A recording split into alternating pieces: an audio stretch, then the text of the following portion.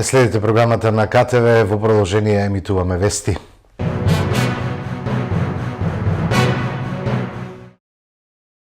ВМРО-ДПМН утврди уште 8 кандидати за градоначалници на локалните избори што ќе се одржат годинава: Задемир Капија, Наталија Димитриева, Росуман Ѓорги Крстевски, Македонски Брод Жарко Ристевски, Могила Драганчо Сабатковски, Пробиштип Тони Тоневски, Богданци Маријан Пеев, Новаци Стевче Стевановски и Дебарца Златко Силјановски. Сметаме дека овие 8 кандидати за градоначалници се одговорни, исполнителни личности кои што својата активност ја докажале не само во рамките на коалицијата на ВМРО-ДПМН, туку имаат углед и во самите општини, истакна Антонио Милошовски.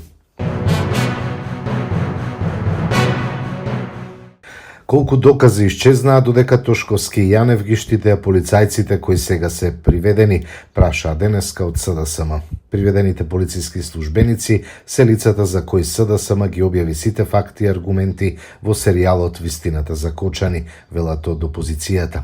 Без притисокот од СДСМ, јавноста и дел од медиумите немаше да се постапи воопшто. Се потврди дека СДСМ ја зборува вистината за трагедијата во Кочани од првиот ден. Со месеци Тошковски и Јанев ги штитеа и ја лажеа јавноста дека нема никаква вина кај полициските службеници кои се директно одговорни за пожарот во кој изгореа 62 деца, а над 200 беа повредени. За тоа време се остави огромен простор истрагата да биде компромитирана. Можно е да биле уништени важни докази, велат од СДСМ и додаваат: ова е недозволиво однесување и мора да има целосна институционална, политичка и кривична одговорност. Кривична одговорност од Александар Јанев, директорот на Бирото за јавна безбедност, кој ги поставил, им дал наредби. За да не влијае на истрагата и расчистување на случајот, треба да си поднесе оставка. Истото важи и за Панче Тошковски, кој ја штитеше неговата структура во полицијата и тврдеше дека нема вина. Христијан Мицковски пак ја злоупотребуваше трагедијата за политички напади, свесно лажеше, ги манипулираше родителите, јавноста, додека вистинските виновници од неговата власт беа заштитувани. Без одговорност за Јанев, Тошковски и Мицковски нема правда за Кочани, а без правда нема мир за родителите, за граѓаните и за државата, истакнуваат од СДСМ. Со реакција се огласи владеачката ВМРО-ДПМН. Според нив СДСМ праве груба злоупотреба на трагедијата во Кочани со цел да добие политички поен плюс. Обвинувањата на СДС дека институциите постапуваат под притисок на опозицијата е безочна лага. Сега институциите постапуваат професионално и неселективно во однос на трагедијата во Кочани. Досега опфатени се голем број сегашни и минати функционери, а некои се и во притвор. МВР институциите на системот ги доставиле сите потребни докази и информации за несреќата во Кочани до јавното обвинителство уште пред еден месец. МВР ги има обезбедено сите докази по кои постапува јавното обвинителство и превзема акции, велат од ВМРО-ДПМН.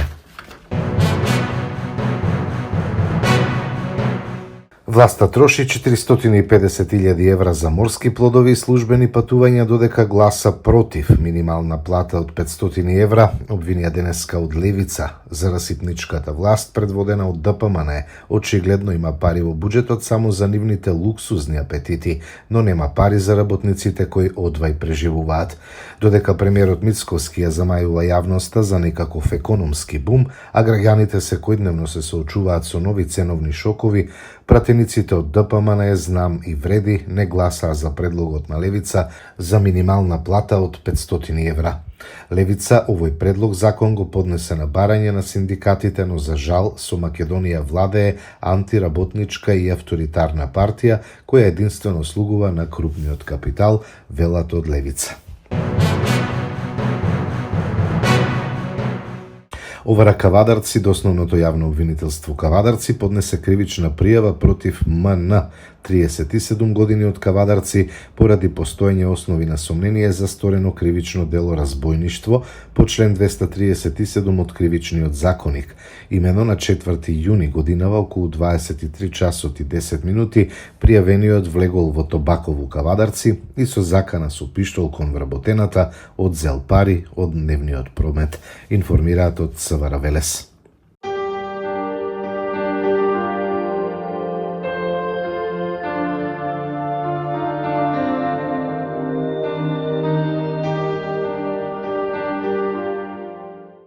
Утре ќе биде претежно сончево и топло, ќе дува слаб до умерен ветер од северен правец, температурата до 32 степени. Од средината на следната седмица ќе има зголемена облачност со услови за изолирана појава на нестабилност со краткотраен дожд и грмежи. Дневните температури ќе бидат во благ пораст. Гледавте вести, имајте секое добро.